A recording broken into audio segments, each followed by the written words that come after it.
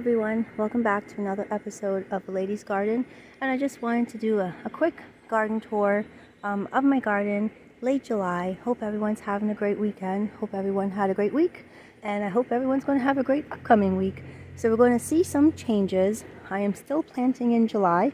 So I went ahead and did that, even though sometimes I don't think it's the best thing, but actually, you know what, if you see a good plant and you know you'll be diligent in taking care of that plant, then go ahead and do it. Why not? So here we go. So we're going to start at the arbor entry. Something that's missing here over by this evergreen, which is glorious. I mean, that is a big mamma jamma. And there's the buddy. Remember, my buddy system is the clematis. The clematis wasn't doing that well last year, and then this year it did grow up and give me a few flowers, and then it just started to pitter patter off, so I cut it back, and after I cut it back, it just didn't come back. So guess what? No more clematis. So here we are here. This bed has changed a lot. As you guys remember, I did lose a pine tree and replaced it with a dapple willow. The dapple willow is doing pretty well. It did struggle a little bit when I planted it. Could have been transplant shock. And then I clipped it down, and we got really good rain for a couple of days, and she flushed back nicely. Over here, as you can see, my little sunflower is no longer here because the little bunnies started to eat that sunflower, and I didn't really want to lose the sunflower to the bunnies, so I had to move it. As you can see, the dapple willow is also sending up some rogue members, so we'll have to take care of that. So for now, I just left this area blank. The yellow surprised me of how well I liked it. Whether or not I get a yellow perennial, we'll see. Here are our boxwoods. They're doing pretty well. I think I mentioned that the two on either end were moved. The one in the middle never got moved, but that's the one that started suffering. And then it kind of bounced back, so that's good. Here's the catnip that I transplanted. These delphiniums, I don't think they're very happy. Let's get a little closer. It actually looks like it's burning. Yeah. I don't know what's going on there. I know it should be able to handle the sun in this area, but it does look like it's crisping up, so maybe we'll think about moving them. Here is our hydrangea. More blooms coming up. So that's very pretty. I apologize for the noise. I think someone, I don't know if you guys will be able to hear it, but I hear it. Someone's doing some work in their yard, as they should, because it's a beautiful day. Over here, we've seen this area before, so nothing much has changed. The lamium's doing pretty nice. Oh, and look at the little flowers that are coming out on this little guy here, who's struggling but still pushing, still fighting, which is pretty nice. Over here, we have some mushrooms under that hosta, because we did get rain. Was it Friday? We got Friday morning, good set of rain, but nothing's really changed over here. So let me turn you guys around, and we'll just kind of look at the garden from this angle. Look at those hydrangeas, guys. Oh my word, I just like, they're so beautiful.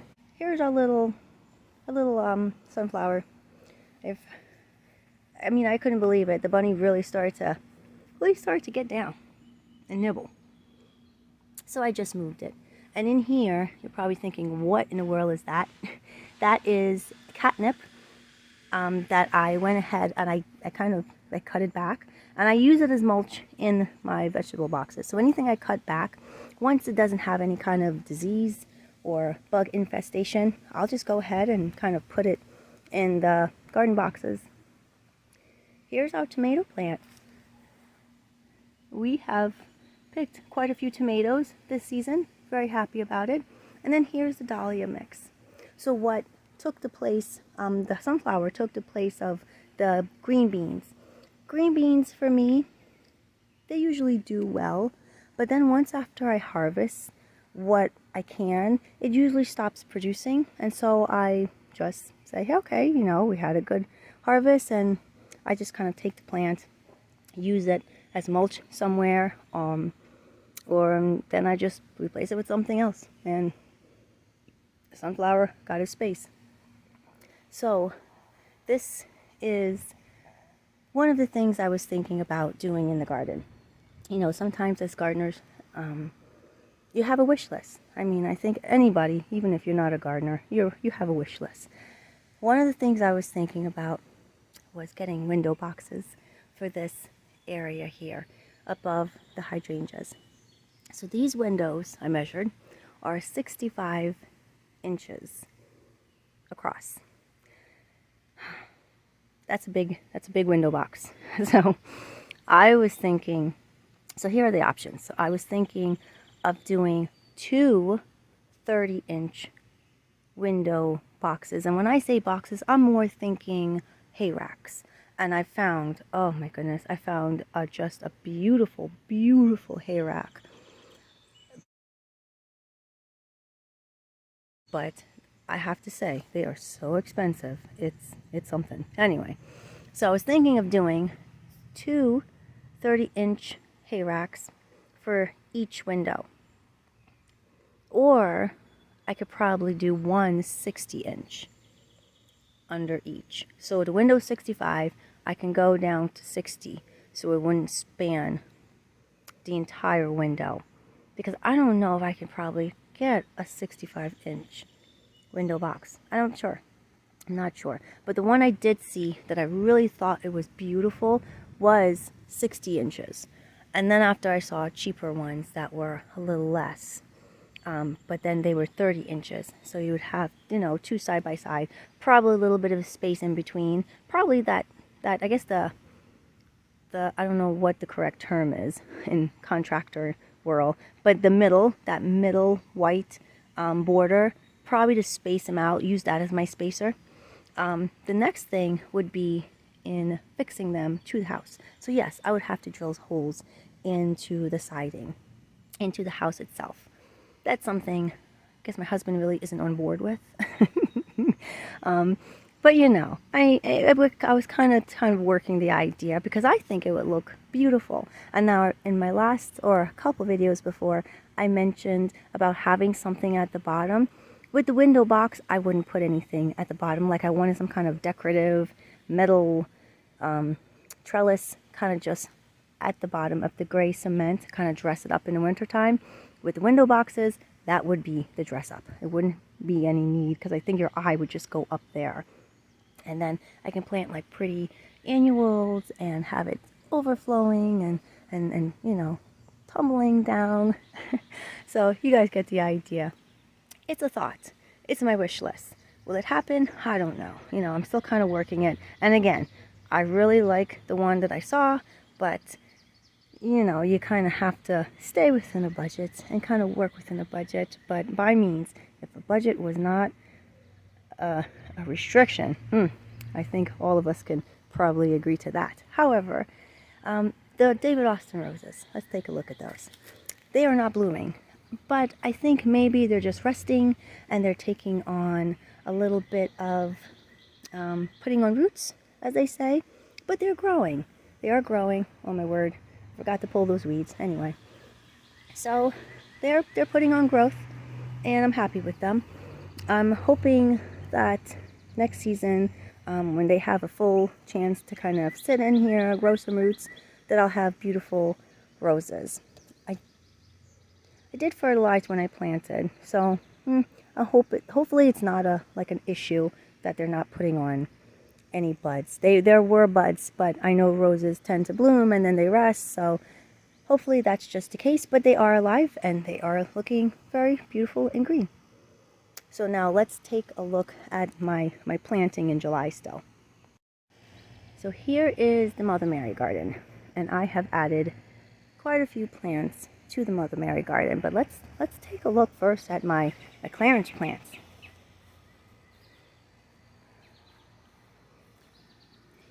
Here they are. These are the plants I got on clearance. and they are blooming, and they look pretty good. I mean, do they look, 100%? I guess in certain spots, no. But for the most part, I have blooms. So I'm pretty happy with that. It lets me know that yes, they're doing pretty good. And we're happy about that. This Medusa allium, actually this isn't new to my garden. This has been in my garden. I just transplanted them. And there's another one that I'll show. The other one looks like it's kind of suffering a little bit, but hopefully it'll rebound. But this came from the drift rose garden, I guess the fence border, and I just moved it over here. You really couldn't see it where it was. It wasn't really putting on a lot of growth, so I just went ahead and moved it. So anyway, so here we are. So let's look at what we have new here.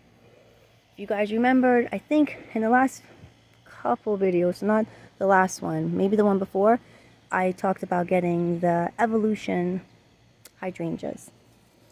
And let's see. I got you guys a tag this time. Let's see. Yes. So here's a tag. Early Evolution Hydrangea. So those are these here. And they are putting on some growth. So that's good. Shows they're happy. So the early or the new blooms are this very white. And then they kind of age to a creamy color, and then they kind of take on this kind of like I guess a pinkish tint to them. For the most part, I like it. From a distance, that creamy color does look it looks a little, I guess, not as vibrant as the white, but it's a new plant. It's new to my garden, so I'll just see what it does. It's obviously happy because I see new growth. So I'm just going to go with it and see how it does for me here. This is the other allium that I was telling you guys about. It looks like it's hurting a little bit, having a hard time kind of adjusting. Now it could easily mean it's just on top. It kind of got little transplant shock, but at the bottom of the roots very well may be happy and growing. It's kind of hard to tell sometimes when you transplant something if it's going to come back until the next season. So once we get through the summer, get through the fall and the winter, it might just be busy and growing new roots, and then springtime I might be standing here showing you guys, hey, look at this. The Medusa allium came back. Isn't it great? So hopefully that'll be the case, because I do think it would look pretty here. So as I stand back, you see 5 star-shaped flowers, and those are balloon flowers.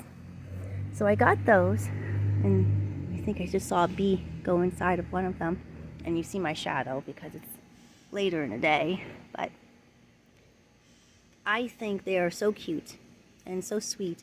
And what happened is that I went to the garden store, as usual, my favorite place, and I took a look around to see what was blooming, especially in this heat. And this was just standing up at attention, looking at me, and I said I wanted that kind of lilac-y, purplish, or in the garden world, blue for this area, and I found it.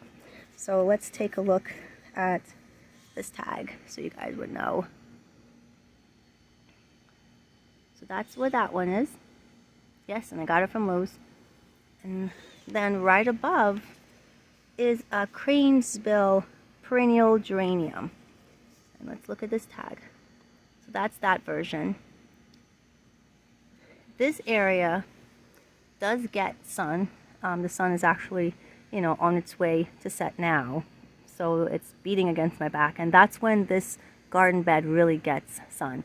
So, I mean, I guess it's a little chancy. This garden bed really doesn't get full sun until probably about 1 o'clock in the afternoon. And then it's just getting slammed with sun. So I'm hoping that the perennials that prefer more of the sun, like the geranium, I hope they're happy. I can see blooms on 2 of them. the little one over onto this side hasn't given me any blooms. I mean, they're freshly planted, probably has been a week. The one further up there towards Mother Mary has grown, definitely. So I hope they do well, because I'd really like to see all of these come together in my garden idea in my mind. Definitely hope that they can. Over here, so this little tuft of green, if you guys recall, I had a spirea on this side. I went ahead and moved the spirea to this side, and I have to say, I am so happy that it is coming back, and it is coming back nicely. Check that out.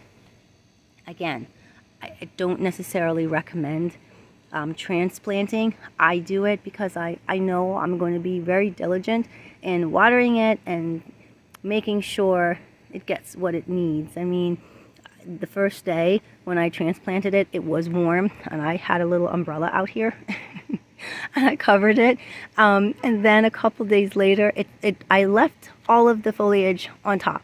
So I moved probably a 2-foot plant on like just the top over here.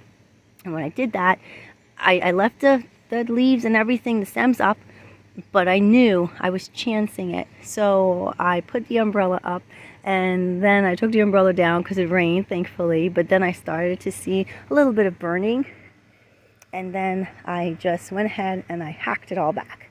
And that's been, I guess you can say I did it right after the last video. Not sure, I have to take a look.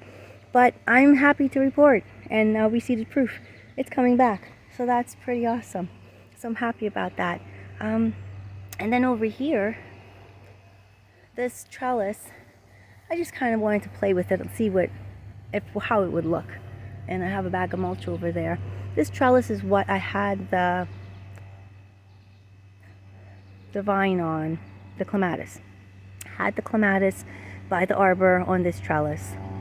It doesn't have anything to put on it right now, so I just put it here because I might want to put something up there. Maybe a small flowering vine. So I'll have to do some research to see what I can actually grow in this little area here. Probably another clematis. I know they would like it. But that's the garden. That's what's going on. I dropped my tag. But that's what I have going on right now. Yeah, so we'll see what happens. We'll see if it takes off the way I'm hoping in my head, how everything will start to work together. Yeah, the hydrangeas won't get much too big. They're a compact variety, so it'll work here. And then it should just be like, the hydrangeas, a kind of a bushiness of the pink geraniums, and then these little tufts of, what's the plant called again? Oh my gosh, balloon flowers. And hopefully the spikiness of the alliums, medusa, hopefully they come together. And then we have the spirea.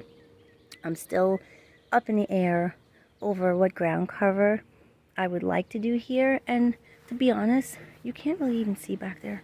I mean, unless you really, really worked your way back there, it might just be, it gets a little sun, but it's pretty dark. It's pretty dark back there. And I know the roots of the thundercloud is worked its way everywhere. So to plant something and, to kind of have it half suffer, I don't know. I know there are some plants that can probably take those types of conditions, but I don't think there's many. So we'll see how that works. And let me turn you guys around to look at the garden right behind me. Okay, so this is I guess we call her Grace, the angel. So I call her the Grace Garden. But this is the Grace Garden. I had to trim back the catnip right now. And this catnip's still growing, so I'm hoping to get some flowers soon. And check this out. Check out these hydrangeas. Now, in one of my last videos, I called these Firelight, and then I kept correcting myself, and I said, no, it's Quick Fire. They actually do have a hydrangea called Firelight. It's not something I'm familiar with. So that's why I kept saying, oh no, there's not a Firelight. There is a Firelight. I'm just not familiar with it. I haven't seen it in our area, but this is Quickfire. And I love the blooms on Quickfire hydrangea. It's a bright white, and it definitely stays that way for a while. I mean, eventually it turns like a pinkish hue as well, but for the most part it stays this way for a while. And then, so this is the standard here, and then this one is the shrubby. And then over here I have some sedums and some more Medusa alliums. And if you take a look at the Medusa allium, I mean, isn't that pretty? I think so, at least. So that's what's going on right now in my garden. I hope everyone is enjoying their garden or just enjoying watching garden videos. I'll keep you guys updated on that wish list. Maybe it'll happen this year, but either way, it's nice to kind of just imagine things and kind of come up with ideas. So I hope everyone has a great week and has a great rest of their weekend. And I'll see you in the next video. Thanks for watching as always. Bye.